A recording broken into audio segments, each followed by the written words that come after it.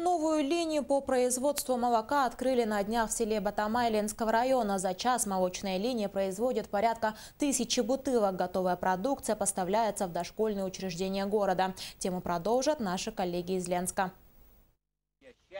В конце прошлой недели в селе Батамай торжественно была открыта новая линия по производству молока «Батамайская», которая была приобретена еще в прошлом году. В самом триблоке разливается, бутылка укупоривается, выходит на транспортер. На транспортере, значит, клеится этикетка и проставляется дата выпуска. После чего выходит по транспортеру на группиратор.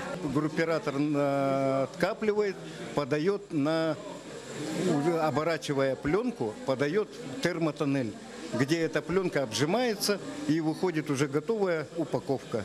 Напомню, что в начале 2014 года между районной администрацией и акционерной компанией «Алроса» был подписан договор о безвозмездной передаче в муниципалитет производственной базы подсобного сельского хозяйства «Батамай». Вместе с передачей Батамайского в ведение района было принято решение об оказании действенной помощи.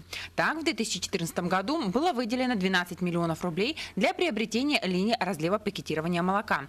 В том же году был приобретен катер БМК и комбайн КСК для уборки сена и силосной массы. В прошлом году была приобретена боржа. Помимо этого, ежегодно компания «Алроса» району выделяются денежные средства на поддержание подсобного сельского хозяйства.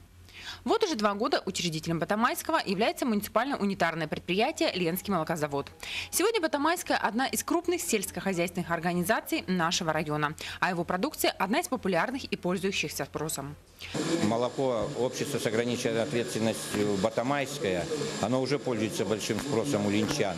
Но вот с такой сегодня новой упаковкой, значит, с хранением до 10 дней, я думаю, наши ленчане с удовольствием будут брать молоко. И хотелось бы еще остановиться на цене именно, что цена литра будет 70 рублей. По крайней мере, это молоко, и это пастеризованное, цельное, настоящее молоко, оно, конечно, будет конкурировать уже с привозной продукцией. Суточный надой молока в зимний период составляет порядка 650 литров, в летний период и того больше. Производство молока происходит ежедневно. За час молочная линия производит порядка 1000 бутылок.